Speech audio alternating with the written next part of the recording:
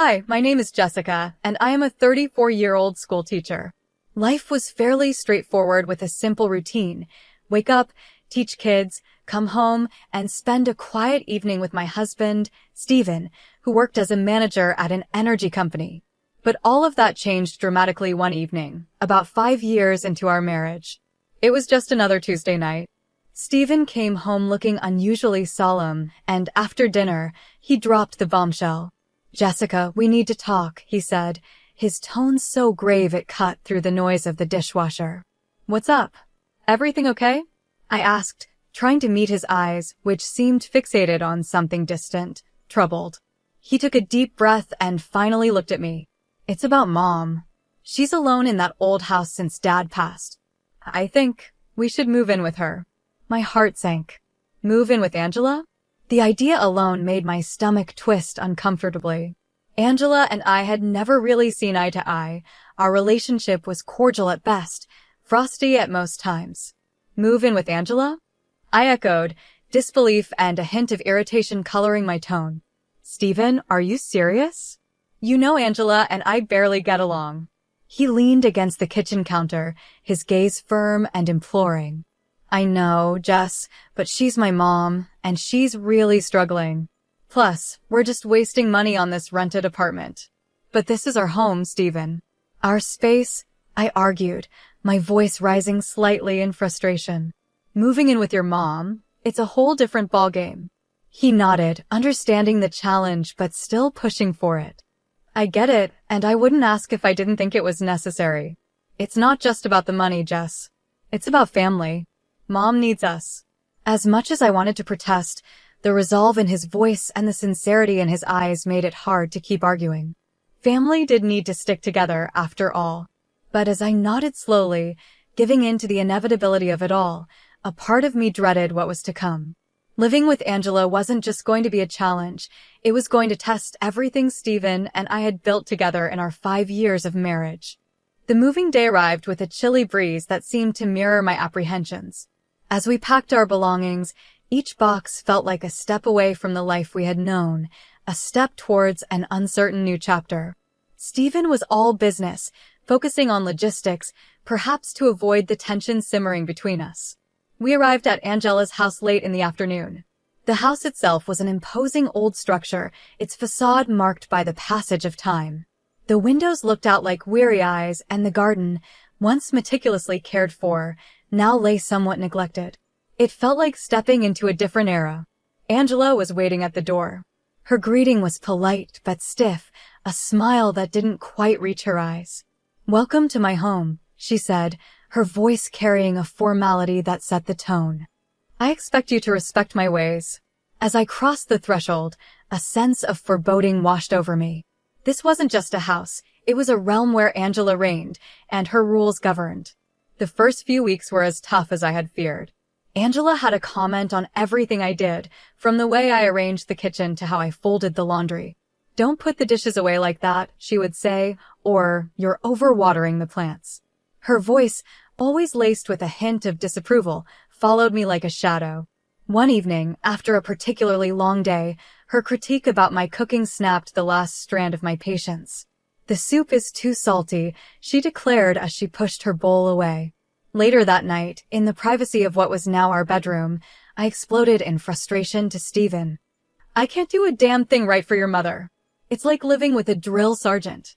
Steven, weary and rubbing his temples, tried to bridge the gap with reassurances.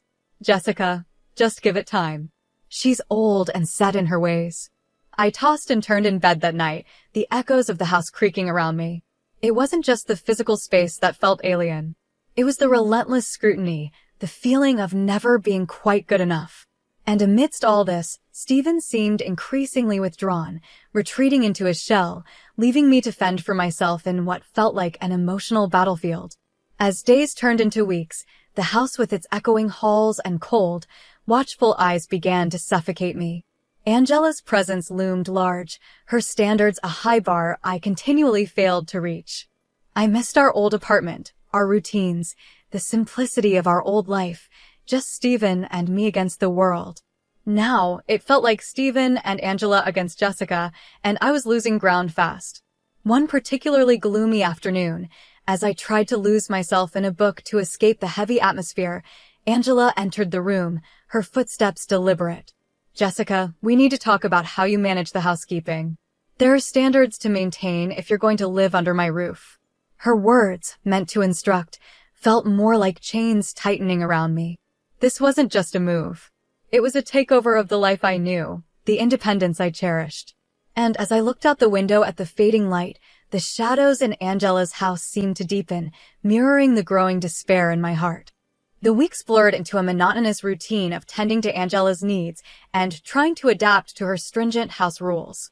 My teaching job, once a refuge that offered me a sense of purpose and identity, now felt like the only thread connecting me to a life I once knew, a life that was slowly slipping away.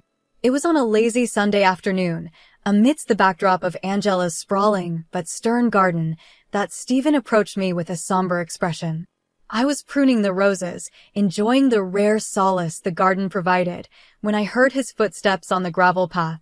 "Jessica, we need to talk," Stephen said, leaning on the old iron gate. His tone bore a gravity that immediately set my nerves on edge. "What now, Stephen?" I asked, feeling a knot form in my stomach. He took a deep breath, the weight of his next words seeming to press down upon him. "I think you should quit your job and stay home," he said slowly, his eyes not quite meeting mine. "We're spending a fortune on a nurse and housekeeper for Mom. It makes more sense for you to take over those roles." The shears in my hand paused mid-snip. Quit my job. The idea struck me like a physical blow. Teaching wasn't just a job to me, it was a calling, a vital part of who I was. Stephen continued, oblivious to the turmoil he had just stirred within me. "I know you love teaching, but consider this. It'll make things easier around here, financially and logistically." "Stephen, teaching is not just about the money," I replied sharply, my voice rising with emotion. "It's about what I love, what I'm good at. You're asking me to give up a huge part of myself." He ran his fingers through his hair, a gesture of frustration and exhaustion. "I know, Jess, but think about it. It's for the best. We need to do what's practical right now." Practical. The word echoed mockingly in the quiet of the garden. What was practical for Stephen seemed like a sacrifice to me, a sacrifice of my dreams, my passions, and my independence. "Stephen, I can't believe you're asking this of me," I said, the hurt clear in my voice. "How can you think it's okay to ask me to just give up everything I care about?" He sighed, a sound of weariness and entreaty mingling together. "It's not forever, Jess. Just while we get things settled with Mom. Please, I need your support in this." Support. Another word that now tasted bitter. I looked around at the garden, at the home that was slowly becoming a prison, and felt a profound sense of loss. Was this what our life was going to be? Giving up pieces of myself one by one until there was nothing left but the role I played for others? I put down the shears and wiped my hands on my apron, my decision heavy on my heart. "Okay, Stephen," I finally said, the fight draining out of me. "I'll quit my job." Stephen's face showed a mixture of relief and sorrow. "Thank you, Jess," he said, reaching out to squeeze my hand. "It means a lot to me." As he walked back to the house, I stayed in the garden a while longer, letting the tears fall freely for the first time in weeks. I had agreed to his request, but at what cost? In trying to keep our little family together, I felt as though I was slowly losing myself, piece by piece, until I wasn't sure what would be left. The days following my decision to quit teaching were filled with a quiet grief. Each morning as I watched the neighborhood children, backpacks slung over their shoulders, walking to school, a part of me yearned to join them. Instead, I turned back to the confines of Angela's house, to a routine that now revolved around caregiving and housekeeping roles that were never mine by choice. Angela's health began to fail more noticeably, her needs increasing as her independence dwindled. I found myself managing medications, scheduling doctor's appointments, and assisting with daily tasks that Angela, once a formidable matriarch, could no longer handle alone. The intimacy of care, which should have brought us closer, instead built a wall of resentment between us. Her frustration at her own frailties often made her more critical, and I bore the brunt of her sharp tongue. Stephen, meanwhile, seemed more distant than ever. His late nights at work became more frequent, and when he was home, his presence was as hollow as the echoing hallways of the house. Our conversations, once filled with shared plans and laughter, had dwindled to logistical exchanges over meals or Angela's health. One evening, unable to bear the growing silence between us, I confronted him. It was after dinner, and Angela had retired to her room. The house was quiet, too quiet, and every tick of the clock seemed to mark the widening gap in our marriage. "Stephen, what's going on with you? You're hardly here, and when you are, it's like you're not even my husband anymore," I said, my voice low but firm. He avoided eye contact, stirring his coffee absent-mindedly as if it held the answers to our marital woes. "Work's a nightmare right now, Jessica." "Just piles of stress," he muttered, his response mechanical. "I get stressed, Stephen, but this feels like you're shutting me out." "You're here, but you're not really here," I pressed, needing to break through his detachment. He exhaled heavily, finally looking up with a weariness that seemed to age him. "I don't know what you want me to say, Jessica. I'm just really tied up with stuff." Stuff. The word was as vague as it was inadequate. I wanted to scream, to shake him out of his apathy, but the defeated look in his eyes stopped me. It was clear he was struggling, yet his refusal to let me in, to share his burden, felt like a betrayal.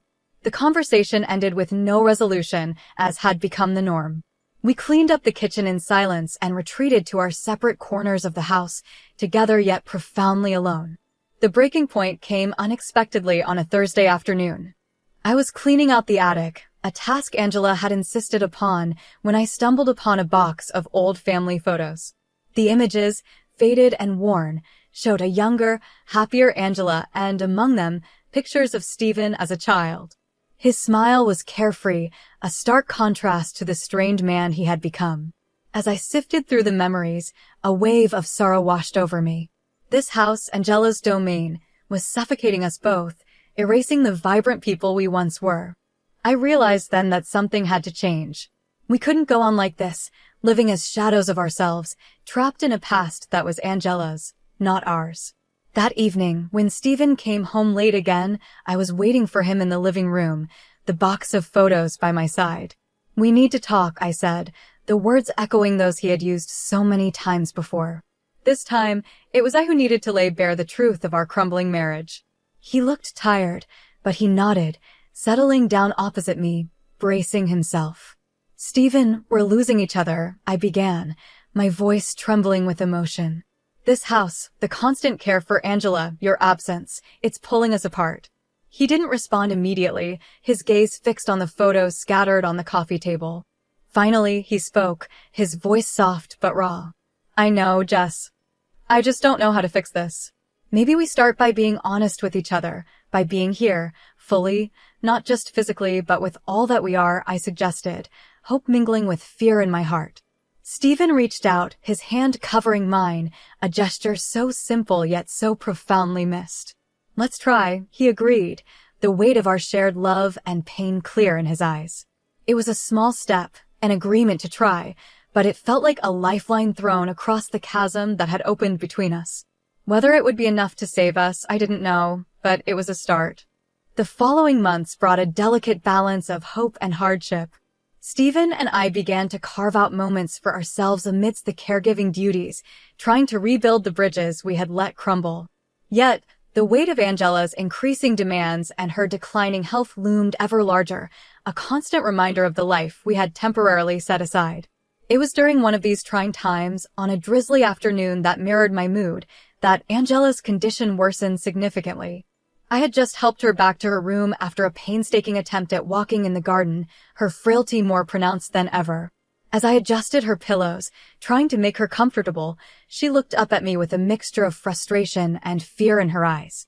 "Thank you, Jessica," she murmured, her voice weak but laced with a rare warmth. It was moments like these, brief and bittersweet, that reminded me why we had made the sacrifices we did. But as days turned into weeks, the strain grew unbearable. Angela's needs intensified, and it became clear that she required professional care. Stephen, caught between his responsibilities at work and his mother's health, grew more distant again, retreating into his shell of stress and silence. The breaking point came unexpectedly. Angela suffered a severe stroke one evening while attempting to navigate her way to the bathroom. The terror in her eyes as she slumped to the floor, unable to speak or move, haunted me as I called for an ambulance, my hands trembling with dread. At the hospital, the doctors were grim about her chances of recovery. As I sat beside her bed, watching her struggle even to acknowledge my presence, I felt a deep, consuming sadness. This vibrant, if often difficult, woman who had ruled her home with such iron was now a shadow of herself, dependent on machines and the mercy of medicine. Stephen arrived late, his face drawn, his eyes hollow. As we stepped outside the hospital room to talk, the cold hospital corridors seemed to echo the chill in my heart. "Jessica, I can't deal with this," Stephen said abruptly, his voice flat. "I have enough on my plate at work and now this. I just can't." I stared at him, disbelief and anger warring within me. "You can't deal with this?" "Stephen, she's your mother." He shrugged, his usual warmth absent. "Yeah, and she's been a burden for years. This is just the cherry on top." His words cut deep, and I recoiled as if slapped. "She's not a burden, Stephen. She's family. She needs us now more than ever." He laughed, a bitter sound that chilled me to the bone. "Us? No, Jessica. She needs you. I've got other things to handle." I watched him walk away, a part of me wanting to call him back, to demand he face his responsibilities. But another part of me knew it was futile. Stephen had made his choice, and I was left alone to shoulder the burden he refused to share. In the weeks that followed, I dedicated myself to Angela's care. Her recovery was slow and fraught with setbacks, but I was determined to be there for her, to give her the dignity she deserved in her vulnerable state. Then came the day of the will reading, a day I approached with a heavy heart. As Angela's lawyer unfolded the documents, Stephen and his sister Janet stood by, their expressions a mix of curiosity and greed. The lawyer cleared his throat. "I am here to read the last will and testament of Angela." Stephen's posture stiffened, his eyes fixed on the lawyer, anticipating what he believed was his rightful inheritance. Janet, equally expectant, watched with barely concealed impatience. "To my daughter-in-law, Jessica," the lawyer began, and the room went still. "I leave the entirety of my estate, including the house and all its contents." The shock was palpable.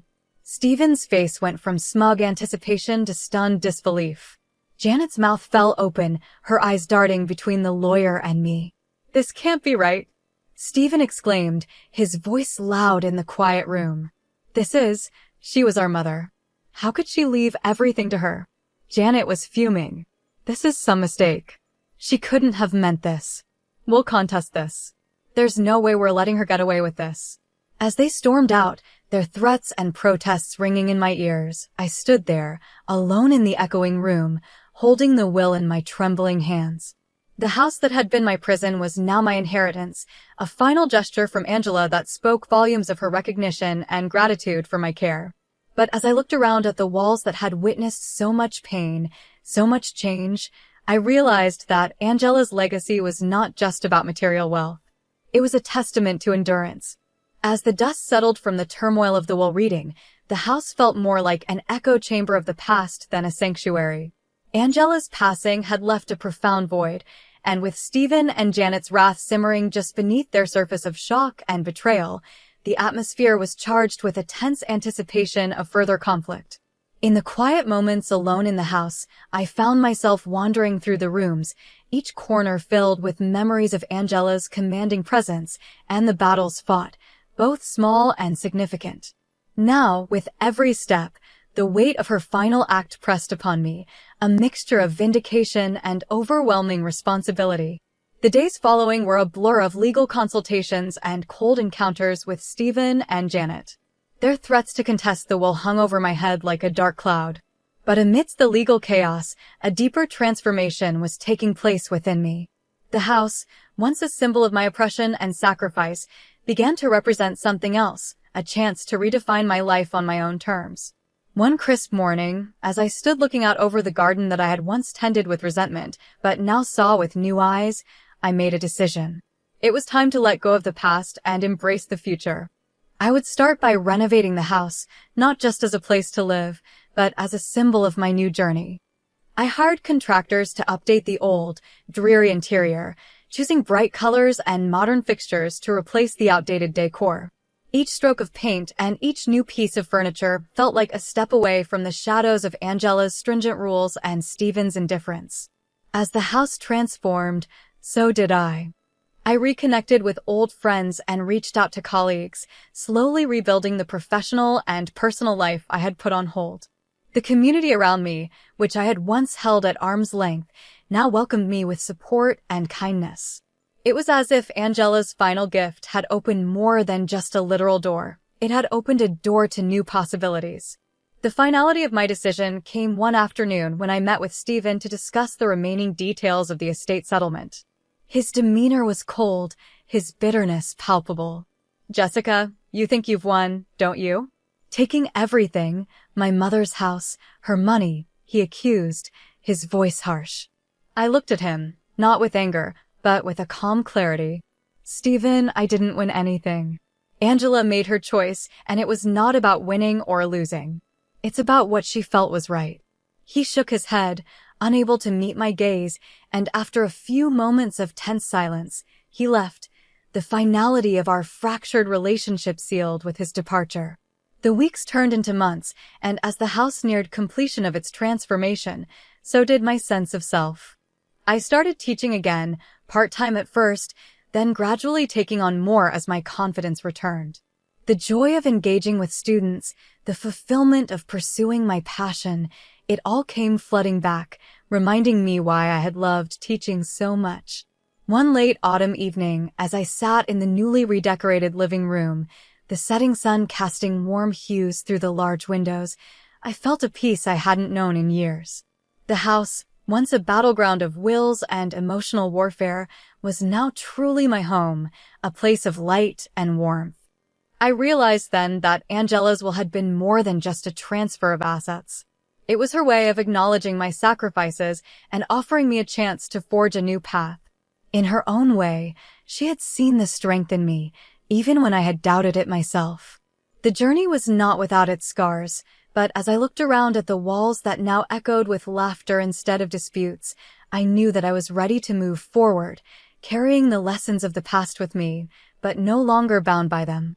Angela's legacy was not just in the material wealth she had left behind, but in the resilience she had unwittingly instilled in me.